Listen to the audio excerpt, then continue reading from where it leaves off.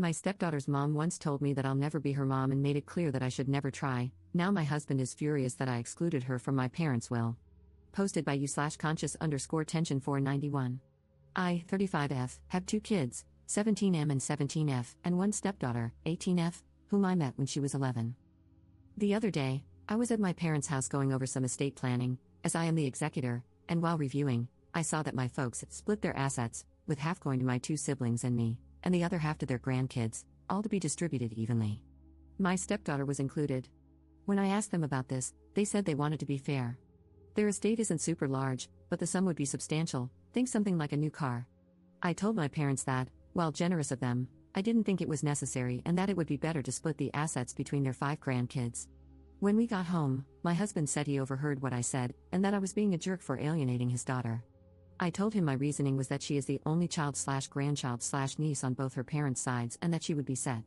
Her grandparents own multiple properties, her uncles are fairly well off and live in a high cost of living area, and, well, she's the only kid, and it's not looking like, at least on his side, that she'll have any cousins. Plus, their collective net worth is substantially more than my side. I also asked him if his parents included my kids in their estate, but he refused to answer. Still, he said I was being a jerk and accused me of not caring about her future. I think I was doing the right thing by looking out for my kids and their cousins. Am I wrong here? Edit. I was told to include this in the post. 1. I didn't argue with or pressure my parents to make a change. I simply mentioned that I don't feel it was necessary for her to receive a monetary amount. 2. My mom plans on giving her a set of family heirloom jewelry that is her birthstone. I think this is quite thoughtful. I'm not a big jewelry person, and she has other sets for the other girls in the family, so I feel this is okay. 3. My parents have seen her about 3 to 5 times a year since I met her. 4. My nephews and my kids do not have active relationships with their biological father's sides. My niece is a new mom and works at a restaurant. I feel that financial inheritance would be more impactful for them, even as such a small amount. 5. I know my stepdaughter is set to inherit at least 2 houses in a major U.S. city with a high cost of living. I found this out a while back after my husband asked me to help him organize his office. I had to read through papers to know how to file them accordingly. The paper was a certified copy and was drafted soon after we married. My kids were not included. I am not sure if it has been updated. I did not ask him about it at the time because I did not have an issue with it. 6. There is distance in the relationship, but I don't feel it's my fault. I can explain this. When I met her mom for the first time, she made it very clear that I wasn't her mom. I didn't see this as an issue because I didn't want to overstep, and as a mom myself, I could understand where she was coming from and respected her request. But as time progressed, our opportunity to spend time together became less frequent. At first, my husband had every other weekend visitation. It became less frequent as she became a teenager because she wanted to spend time with friends, hang out, etc., which I see as normal teenage behavior. Another factor is that we were never invited to be included in major celebrations for her. We usually celebrated her birthdays a week later because we weren't invited, my husband was, just not us. She's also never spent Thanksgiving or Christmas with us because her mom wanted those days. Again, I saw this as fine because she's her only child. My husband would spend holidays with her at her mom's house, which I encouraged because I knew the importance of father/daughter connections. We also weren't invited to her high school graduation. I think she's a beautiful and brilliant young woman, and I care for her tremendously. But it's challenging to develop deep, meaningful relationships with people you have little contact with. 7. For people putting me in the category of the evil stepmother, saying that I see her as other, don't think that I haven't been trying since the beginning.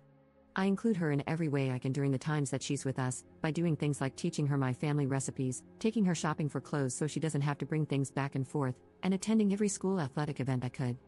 I've tried to include her in family vacation planning, but was told by her mother that unless the vacation occurred on a weekend we were scheduled to have her, she wouldn't allow us to have the time. This limited our options to local weekend trips, but even then, her mom came up with some reason she couldn't join, including surprise trips to another state. I even suggested a family cruise in lieu of a honeymoon to celebrate our new family but was blocked by her mom. My husband is allowed to take her on extended vacations as long as it's just the 2 of them. I've tried to be flexible around holidays by postponing things like Christmas morning so she could be included.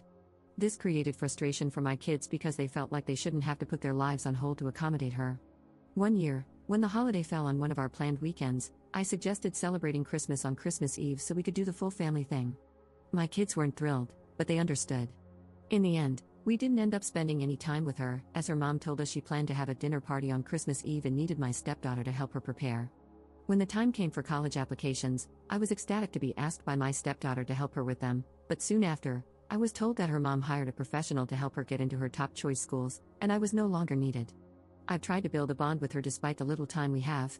I've consistently told my husband that I feel we need more time with her to help strengthen our relationship, at the very least by him maintaining his every other weekend schedule. He's told me that ultimately, her mom is her mom, and she determines her schedule and how she spends her time. He's also expressed that he fears if he undermines her mom, he might lose the time and relationship he does have with her. I don't want to be the reason for any break in their relationship.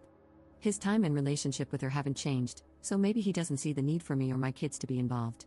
But if he doesn't advocate for us, then what am I supposed to do? Update 1 day later. I haven't had the opportunity to discuss all of this with my husband, as I was waiting to speak with my therapist to get advice on the best way to approach the conversation. However, I did receive a phone call this morning from my father-in-law, whom I see as an absolute angel of a man. Apparently, my husband told his mom about our argument, and my mother-in-law went off, which is how my father-in-law found out about it. He asked me for my side of the story, and I very emotionally told him everything as I listed in the original post. I told him it was not my intention to alienate my stepdaughter in any way, and that this whole thing has created a nightmare. After a deep breath and a slight pause, my father-in-law said that I did the right thing. A few years ago, he suffered a series of strokes, which prompted him to reevaluate the estate to ensure everything was in order. He is quite old, close to 90, and has a lot of underlying health issues. He and my mother-in-law share all of their assets, and she is also his power of attorney in case anything happens. Because they have a family trust, he wanted to include her and his sons in the discussion. He told me that he brought up the idea of including my children in the family trust. He proposed allocating 10% of the trust's liquid assets to be split between my 2 kids to help them get a start in life. He then said that my mother-in-law pushed back very hard, arguing that because my children were not biologically related to the family, they should not be considered.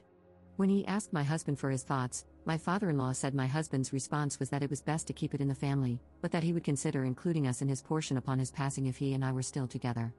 My father-in-law said this was surprising because, at that point, we were still basically newlyweds, and he didn't expect a new husband to think that way.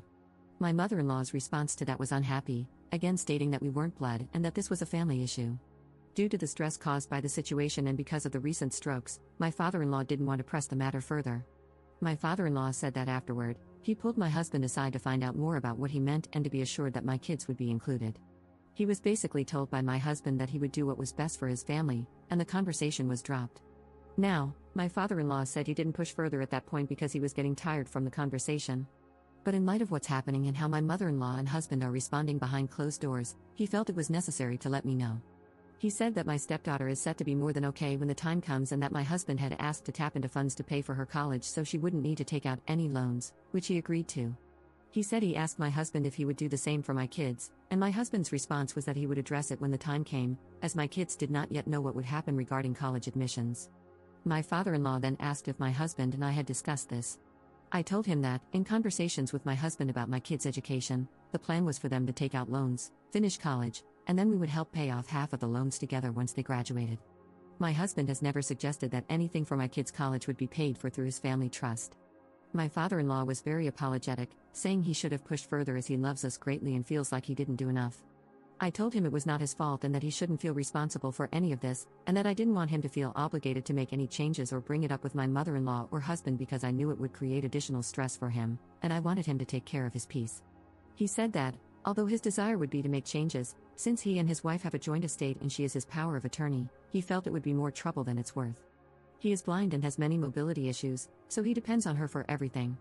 He also mentioned that, based on what he's heard from his side, if he did update his will, they would likely contest it, which would create a financial burden for me, and he didn't want to cause a negative situation.